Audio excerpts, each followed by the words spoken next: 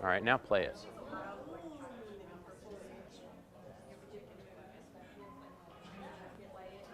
It's pretty close. Let's pretend that's perfect. Okay. All right, cool. Okay, there is not going to be any version of perfect for this because it's terrible acting, all right? So all I want you to know how to do is key out the green and move the two clips in time and so that you have some timing worked out. You don't have to be perfect. Mine's not perfect. It's not going to be. Now, does anybody feel the size difference between the two characters? I'm going to hit play and watch this real quick. Okay, actually, it's not too bad. Who's bigger, me or Mason?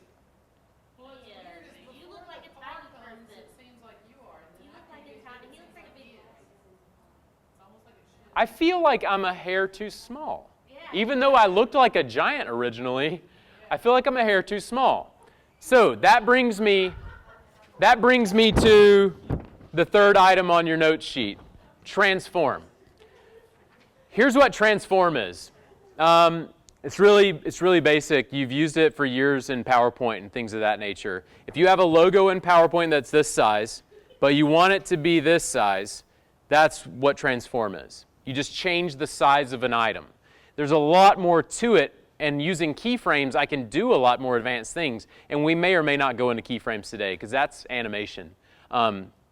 But it's really cool, and it would help me make this look realistic if I needed it. So what I want to do right now is click the green screen clip so that it's in yellow, all right? I know that's been selected. Then I'm going to click this drop-down arrow where I used to get trim and crop and all that stuff, and I'm going to choose transform. But how come when I watch it, it's way over here? Transform. So here's what's really important. What's really important to note here, guys, is that when you click transform, you're only transforming the selected clip, not your whole movie. So when I click transform, I got a box that was only my green screen thing, only my green screen clip. It's not transforming the road or the car or anything else, just me. That's the beauty of having two separate things. And what we're doing here, just so you know, is called compositing. We're compositing two items together into one thing.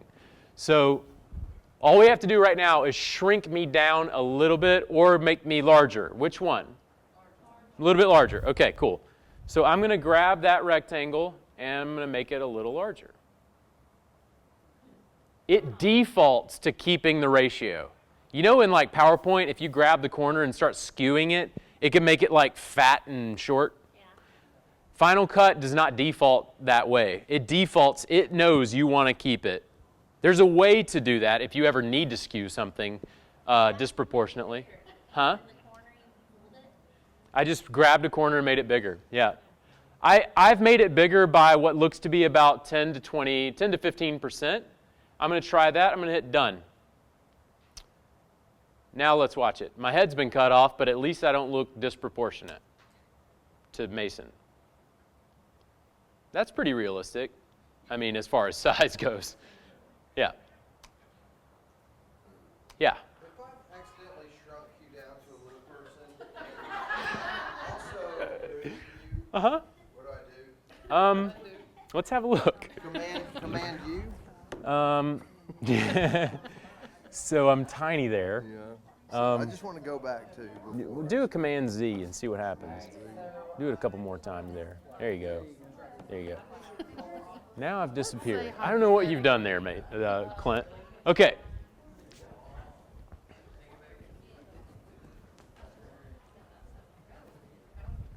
Now, there's some things to note. Just, I don't know. Just have to use your eyes. Uh-huh. Yeah. Let me show you guys something. I did it full screen here. Check this out. Do you notice anything unrealistic? Yeah. I am in front of him. That's because in Final Cut, I'm on top, right? So I'm going to show on top. If I were editing this video for realism, what I would have done is when the car hit me, instead of just going, ah, and falling, I would have animated me to then move slightly to the side as if the car had impacted me and pushed me. So I would have animated me to go this way and then begin to fall. That's going to look more realistic, and then I'm out of the way of his legs. There's no way, once I've got a video of him in a car, getting out of the car, saying, "Are you okay?" Once I've got that, there's no real way for me to put my legs behind his. You know what I mean? It would have to be 3 different layers for me to be able to pull that off. So I'm working with what I got. This is, all we can do.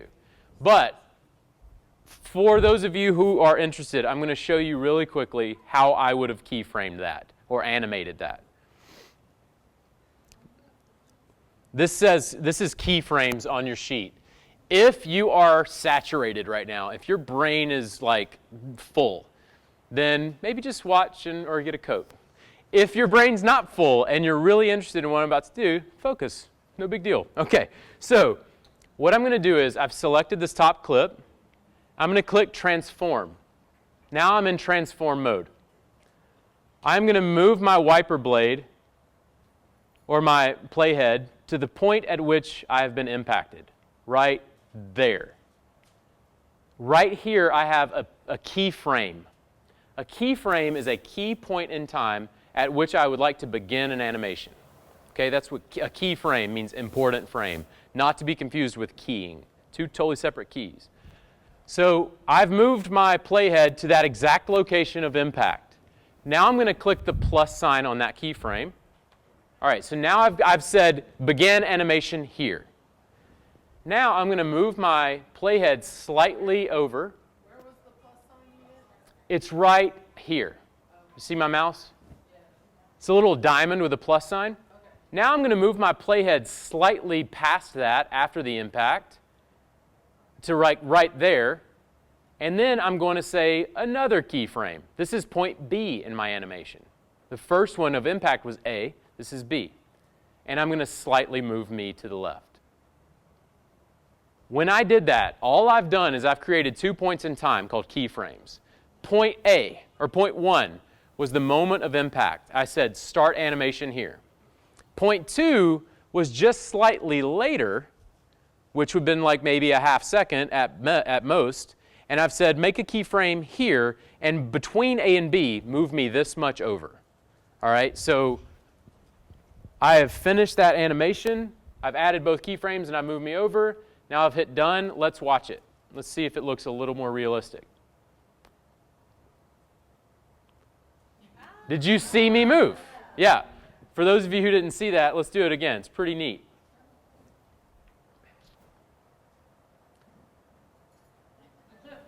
If I were really, really, really needing this to look real, I could do it. It would take some time and some focus and some surgical moves in there. So how do you watch it in the big screen? Okay, good question. To watch it full screen, guys, first I put my playhead wherever I want it to start. So I'll pull it to the beginning. And then I click these double arrows right here, little diagonal guys. And that's going to play from that point, full screen. Did everybody see me actually slide over? I did, but I want to know how to do it. I thought I did it. You want me to go back through? Yeah. It's pretty neat. Okay, let's go back through it. How do I get back to the small screen? Hit escape. To get out of full screen, you can hit escape. Okay, I'm going to hit undo. All right. So now I have, let's see, do I have any keyframes? Yeah, all right. I have no keyframes. How do you know if you have them there or not? Right here, if you have the clip selected and you have transform turned on, you will see a blue left or blue right arrow, letting you know there are some keyframes involved here. What does Command Z? Yep, Command Z. Rather than trying to get in and manually delete keyframes, I would just hit Command Z until they're gone. All right, I'm going to walk through it one more time because I think it's super neat. And this is really useful. This is not just useful for some special effects with a green screen. This is useful for a lot of things. If I had text on the screen and it said, Daniel Witt gets hit by a car, and then after I get hit by a car, I want that text to move off screen, I'll do a keyframe, then I'll move the time over a little bit, do another keyframe, and move it off screen. Then between point A and point B, my text will slide off the screen. There's a million reasons to use keyframes. So I'm just showing you one of them. Okay, I'm right where you are. Cool. All right, move your playhead until the moment of impact, right there, okay? Now, right here, right where my mouse is, click the little diamond plus sign guy, all right? That's moment 1. That's like the beginning of my animation. Now, I'm going to move my playhead slightly over to the right a little bit later in time. Once I've done that, I'm going to go up here and say, now make this my second point in time. New keyframe. Hit the little plus sign again. But the key here is I have to move it out of the way a little bit. What? How'd you do that? I Lexi? hit the keyframe before I moved you. Okay. Now move your wiper blade or your playhead slightly over. I don't know. No, I did the first one where the car was Okay. hitting you. All right. I thought. Okay, let's see. Okay, here is, you got a few keyframes. Let me just trash all the keyframes. All right, let's start over. Okay, That's where the car is going to hit you. right there. And So I'm I going to pressed add a that. keyframe. Yeah, Okay, I did cool. that. Now I'm going to come down here. I'm going to move this playhead slightly over. Right there. Right there. I'm going to add another keyframe. Yes. I'm going to say at that moment in time, move me that much. Oh, so I have to actually do it. You actually have to Okay. move me. All right, gotcha. And then you hit done. So here's what's really cool about keyframes. I didn't just tell Final Cut, hey, instantaneously transform me to being over here. I said between moment A and moment B, move me over time. And it knows that I want to do that. I don't want to get ultra fixated on keyframing. I just wanted you to see what it is. That way, if you ever email me and you say, hey, Mr. Witt, how do I get this stuff to fly off the screen or to turn or something, I can say keyframes and you'll know what I'm talking about. Yeah. If, like, when I did it, I moved you too far. How do I, like, just shorten it, for instance? Click on the transform button. What's redo? Command R? I think it's Shift Command Z. I think. Okay. All right. Cool. So you're saying. Like, I don't want you to go over quite that far. Okay. So actually, yeah. Click that blue arrow. Okay. Now click the blue arrow again. All right. So that's moment A, right? So click the right arrow. That's going to jump to my next keyframe. Cool. So you've sent me too far. You're saying. So grab the middle of that and move me slightly back over. Yeah. Just a little over. There you go. Now hit done. So now you move me just a small amount, all right? Dang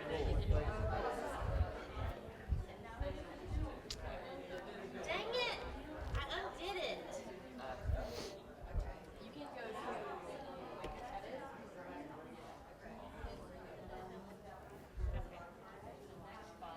Does anybody have an aux cable? Like a standard aux cable for your car? You got one? I did it. He's still not the right way. Nah, like a 1/8 inch guy. Huh? All right, but Yeah, that'd be awesome. I want to make it where the whole end ends the right place. Ends in the right place? What do you mean? Because at the end, okay, come look. Right here. Yeah. I don't want to see. All right, cool, let's do that. Okay, guys. So let's say, I mean, that's as advanced as I want to go today, and probably as you want to go today. So really cool stuff, right? I mean, this is really powerful, and it's just skimming the surface. Let's say, if I keep playing, what's going to happen? Keep playing, keep playing, keep playing, keep playing. What's going to happen? I get up eventually, but the car footage disappears, so I'll be over black. Just to show you that, I'll play it from right here. He's like, and then I'm like, I'm dead. That's me. Yeah, I know. And so then I'm there and I'm getting up. Let's say I want the movie to end here, right there. All I need to do is get my blade, cut this guy, and cut that guy. That's all you got to do. Get your blade and cut both pieces of film where you want it to be over. To get the blade, just hit the B on your keyboard. So I want it to be over there, and so then I'm going to go under and cut the other one also. All right, now that I've done that, I'm going to get my pointer back by hitting A. I'm going to trash this one and trash this one. That's okay. Thank you. Look, my blade is only on one of them. Can you help her? I don't know. Oh, there it is. No. Got it? Okay. So now I've got a movie that begins with a car. I appear out of nowhere, right? There's a car, or parking lot. I appear out of nowhere. Then I get hit by a car. Mason realizes I'm dead. End of movie, right? Do you remember how to add text to this? Cool? I could do that. I could do lots of things. I could add music, because we kind of went over that last week. There's lots of things I could do to this, but we're not going to go there. I do want the movie to start properly, though. There we go. That's going to be the end. Okay.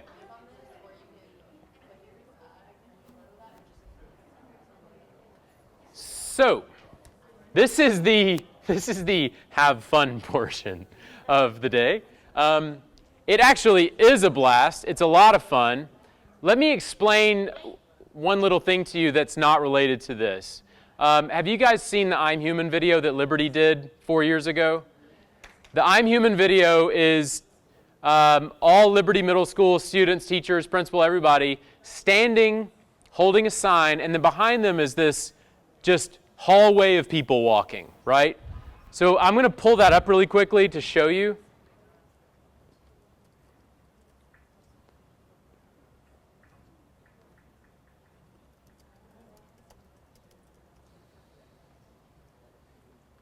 Okay. In case you don't know it. All right. So this right here was done the exact same way that I just showed you. And this was the first thing that my students ever did with Final Cut. We had never used it before, and we did it. We filmed all of these people in front of a green screen holding a sign.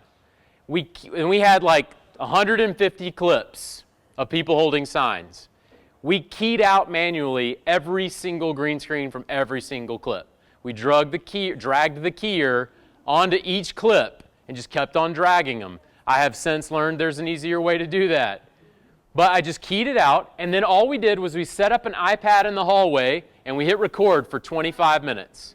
And that's what you see behind them. It's the exact same process, right? So I've keyed out the green screen, and then I put 20 minutes worth of hallway footage underneath it in Final Cut.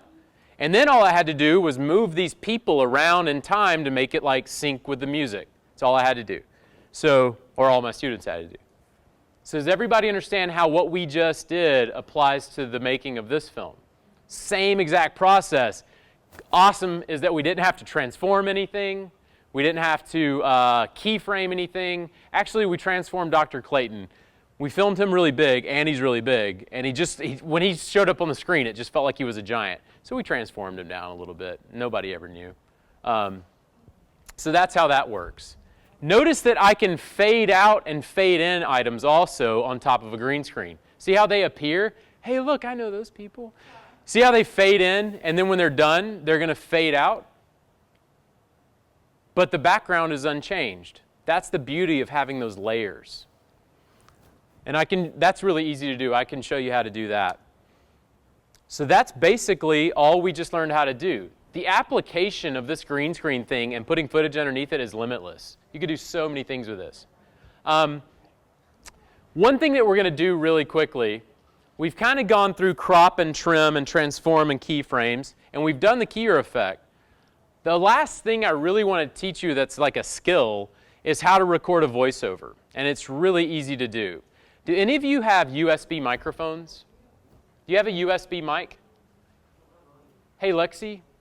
Oh, you're about to help. I was going to ask, would you run up and grab my Yeti and maybe let Christian help her? Cool.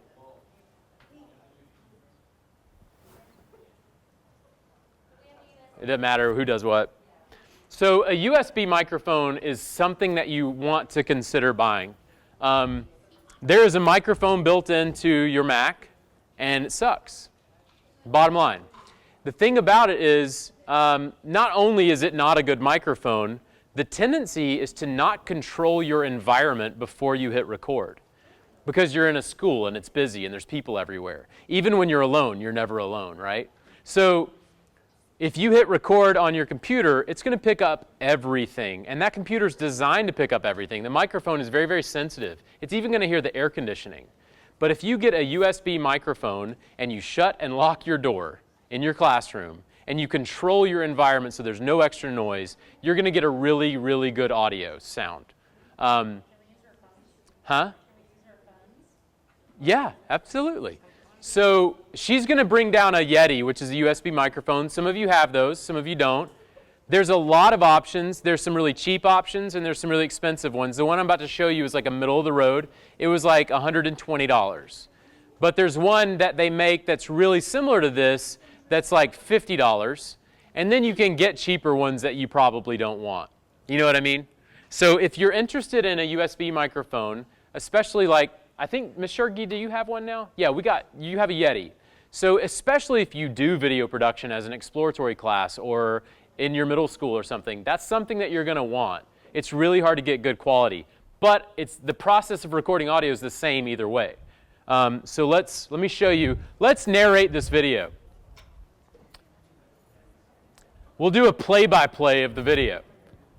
All right, check this out. Everybody watch the screen. I'm going to put my playhead at the very beginning. I'm going to go to Window and Record VoiceOver. That's it. Here it is. So now it's saying the input is Yeti stereo. I don't have my Yeti plugged in. I have to tell it what microphone to use. I will select built-in microphone. Check, check. Click the advanced button. What box? The record voiceover box? Yeah. Click on the window menu at the top, and then record voiceover right there. Thank you. Everyone, this is the Yeti. This is a killer microphone. I use it all the time. I use it every day. Plug this in over USB. It doesn't need power. It doesn't need batteries. It doesn't need anything. It gets powered through the USB cable. And then you address it like this. You talk into it here. It sounds amazing. It really does. And it's great for narration and stuff. You're probably going to want something like this eventually if you start dabbling more in video stuff. This is what I use when I do like instructional videos and things like that. But for today, I'll just show you how to use the built-in mic. It's not that it can't sound good. It's that it's hard to get it to sound good. So I am a little hot. You see when I talk, there's a red, it keeps peaking all the way to the top. It's too much. I'm going to turn the input gain down. Check, check, check. There we go. So all I have to do once I'm at this point, when I hit record, it's going to count 3, 2, 1, and it's going to start rolling. And it's going to start recording from wherever my playhead is. So let me narrate this video.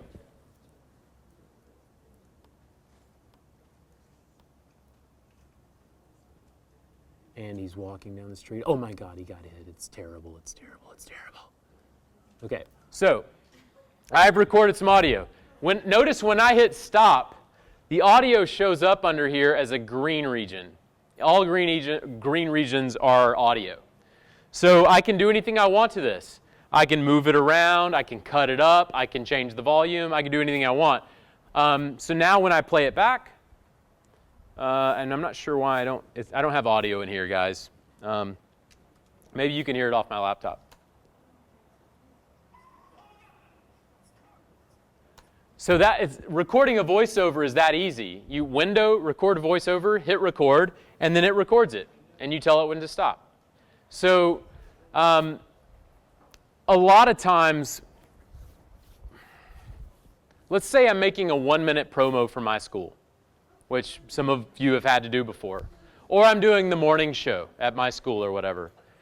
And I have a student there, and the student is going to read this narration. Typically what I do, regardless of video, I just hit record. I record the student with their narration, and then I pull that into Final Cut, and then I just cut video along it as I go. Like, it's hard for me to illustrate this point without having something.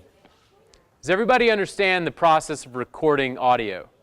It's just that easy. If you have one of these, it's going to sound better, but it's the exact same process. Well, how come you can't plug it in and do anything with it? I can.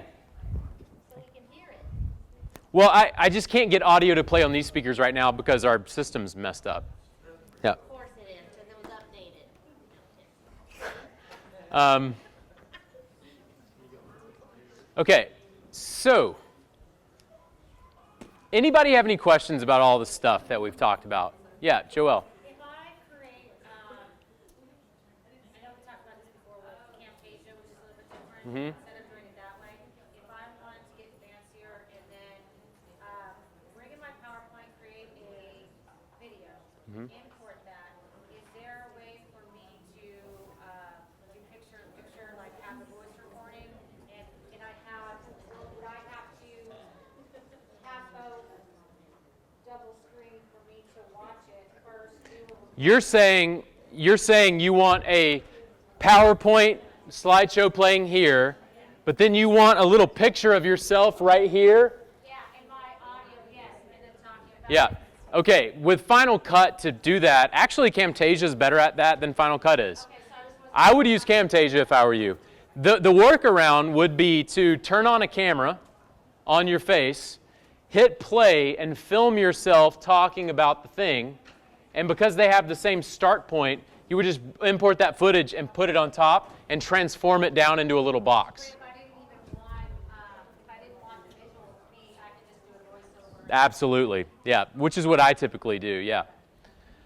Any other questions right now? Yeah. If you're putting your own audio in, is there a way to turn your audio Yeah, that's off? what I was thinking.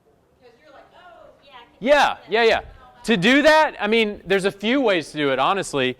If I take this audio right here, see this line going horizontally across here? It's a little black line. Grab that line and pull it all the way down. That's your volume line. Yeah, that's okay. So I'm going to pull it all the way down. Now that audio is gone. I also could have detached the audio from the clip and deleted it if I wanted.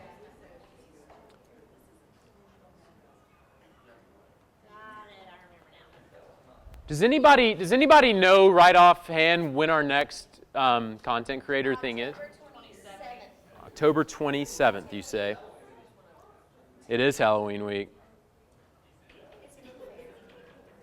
Yeah, October 27th. Okay, so we're almost done, guys. I just wanted to sort of recap and bring up why the second part was matter. So for kids, sometimes having fun is mattering. That's like enough to matter in their day, right? And if they're playing with green screen stuff, especially if they're like 5th grade and up, they can wrap their brain around this and begin to do simple stuff, right? But what you guys are going to want to do beyond the classroom, you're not just facilitating cool stuff for kids. In my head, you guys are thought leaders.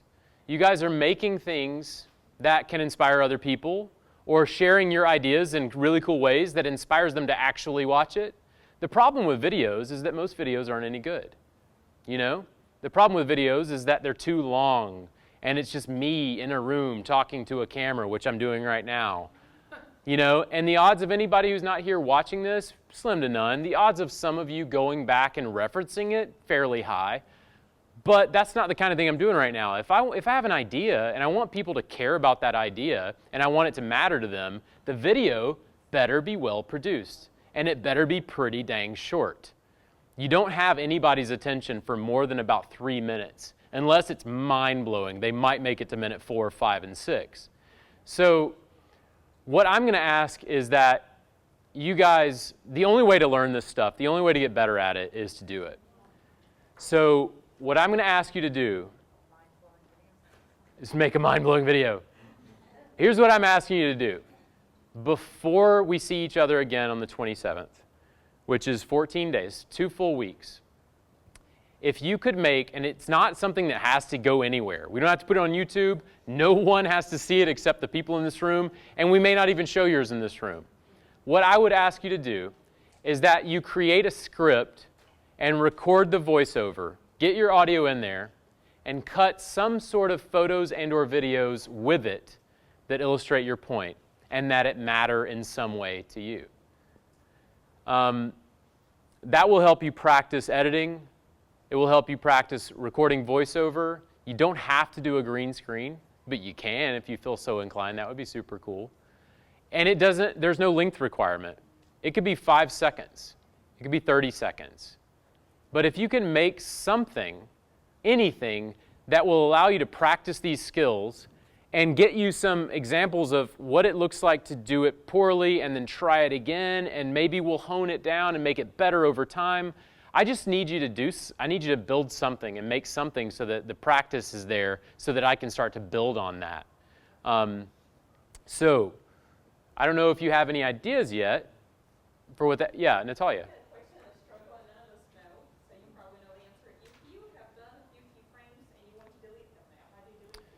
So first of all, select the clip on the timeline. Make sure there's a yellow box around it.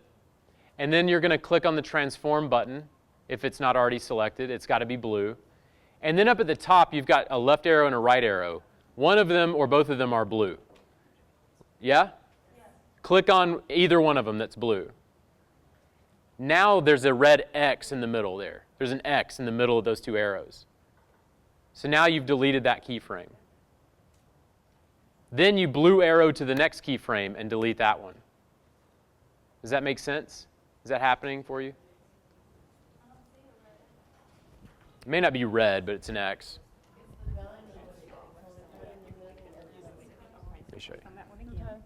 There you go. Now you got it. Now you got it. Okay, so if I were Clint Merritt and I were to make a video that mattered to me, it may be super funny and comical if that's the mood that I'm in, which is the mood that Clint Merritt's often in. If I am Stephen Mathis and I want to make a 30-second video that matters, I'm probably going to write some sort of poetic awesomeness, because that's who I am, and then I'm going to illustrate that using video or pictures in some way. What I will ask you to do is that after you have done an edit of it, a version of it, a rough draft of it, if you can share it out and email it to me. Because that's as important as editing. And that's one of those things where kids get stuck. They're like, hey, I've done my video, what do I do now? Everybody in this room needs to have the skill of getting a video off the machine and into the hands of other people. So how would I do that? Let's say I asked you to make a video and send it to me. How would you do it? Okay, you would share it right there. Yeah, absolutely. But once you've got it as a file on your computer, how do you get it to me? It's 250 megabytes. How are you going to get it to me? Upload it to YouTube. Upload it to YouTube and send me a link. That's a good way to do it. What if I needed to edit your video? Why can't I share it on Google Drive? Exactly. That's the best alternative. Either if you're ready to share it, put it on YouTube, send me the link. If you just want me to see it and no one else ever, which may be the case, and I'm cool with that, then all you got to do is upload it to Google Drive and then share it with me or send me the link to it. But I'm afraid that if we don't actually make something on an independent level, we're never going to get where we need to be to start stacking because we've got to scaffold even more onto this. What if you don't have any kind of video camera type? Like, I have a personal like this. I can do that, but if you're gonna make it. Okay, let's talk about that, guys. Actually, that brings up a few things. Let me address that. First of all, everybody in the room's got a camera because you have a phone, an iPhone or an iPad, and you all have iPads because you're Madison City teachers, right? And there's a built-in camera on your laptop. So the key here, just so you know, I'm Human was shot on an iPad 2, the same iPad 2 that you carry around with you all day, every day, right? It was shot on an iPad 2. It looks pretty darn good. Some of them didn't look good. We had to reshoot them. Let me tell you the secret to life when it comes to video. The secret to life when it comes to video is not the camera, it's light. That's the secret to all of it. So if I'm well illuminated and my background is not well illuminated, it's going to look stellar. Because like the person talking is the subject. That's the most important thing. If you light me well using a lamp or using anything or just putting me close to a light, then it's going to look great. We kind of talked about this last time briefly about if the sun's back there and I'm standing with my back to the sun and the camera's looking at me, the camera's going to expose for the sun, right? So what was the trick? Just flip me around, put the camera back there. Now the sun's illuminating me. That's the key to everything. This camera right here is 1080p HD. It's the same as a $2,000 camcorder that I have upstairs. It's the exact same innards. The only difference is this has a not so good iris. All that means is it's less responsive to light. It's set so that regular consumers in regular light are getting decent video. So if you light your subject well and film with this, especially if it's on some sort of stabilizing agent, like a table and a book, if you want to go like totally free, or you can buy one of those little eye clips to hold it, that's the key too, then it's going to look great. So you can film with anything you want. The key is having your subject well illuminated. If it's dim and you film with an iPhone or an iPad 2, which is actually a pretty crappy camera compared to this one, and you have low light, it's going to look grainy. And you're going to feel like it's just not good video. The secret is light. How do you get light? Same way you get light anywhere. You move a lamp and plug it in, put it close by. That's what you do. That's what filmmakers do. It's just they have special lamps that are a little bit better, but it's the same thing. Huh? Yeah. Yeah. That's the thing. And there's no rules to lighting. One of my great friends is a really amazing cinematographer, and he's a master of light. And I asked him, I was like, hey, dude, what's the secret? And he said, secret is that you use your eyes and move stuff around till it looks awesome.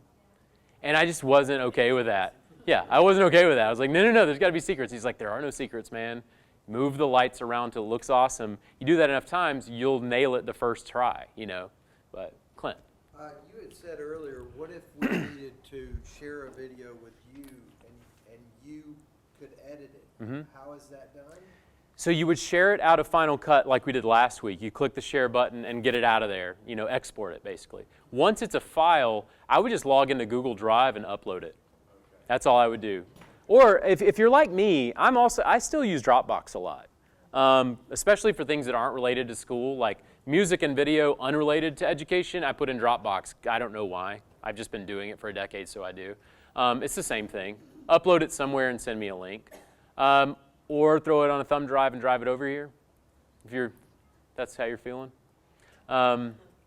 So, yeah. We use our external drive for saving some of this stuff. How do we know what pieces to put on here? You know what I'm saying? Like, do we export a file and that's what gets saved on here? Because you talked about saving libraries on here. Yeah. Here's what I would do, like starting now. I would get that library from your Mac onto your external hard drive. Or really, since you probably don't have much yet, I would just go to File, New Library, and put it on your hard drive.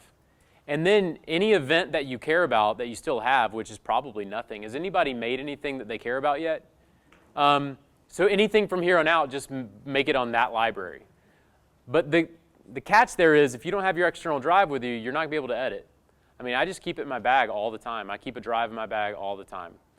And that drive, if you do 3 or 4 projects, that drive will get pretty full pretty quick. And you'll have to dump those projects or trash them if you're okay with it. And then when you share the file out of Final Cut, you can share it to your hard drive on your computer if you want. That's fine, because that's not going to be that big of a file. The real beast of data, that's like the project itself. Final Cut does what's called up-converting. It takes the files that you import, the movie files you import, and it makes them this giant thing that's easier to edit with. And so that's why it eats up so much space. Anybody have any questions or points or comments or anything? Some cool stuff today, All of that stuff is really neat. The question is, why does it matter? And I can't really answer that because I don't know who you are and what you do and what you need to do and who your kids are, I know that all of these skills will come in handy for you, but I don't know in what way yet. So it's up to you. I'm real pumped to see what you can come up with. And remember, this is only day 2 of learning about this software. Imagine, your hair looks awesome, by the way. It looks good. Yeah. Thank you. Okay, cool. This is my fall color. Sorry, I got distracted. I was just like, I haven't seen her hair yet. just remember, this is only the second day that you've learned about this software. It's super overwhelming. The key is you start with an idea, you film some stuff, you import it, you cut it up a little bit, you try to do what you want to do, and if you can't figure it out, you Google it or call me or email me, and we'll figure it out. And then hopefully what you made will give you even more skills that I haven't shown you yet, you know. And by this time next year, you could be making some really amazing stuff. By this time next month, you could be making some really amazing stuff. If you try really hard, you can make awesome stuff by tomorrow, you know. Anybody else got anything to say? Let's call it a day. Thank you guys for your time. It's really cool of you to be here. What's up, Chris?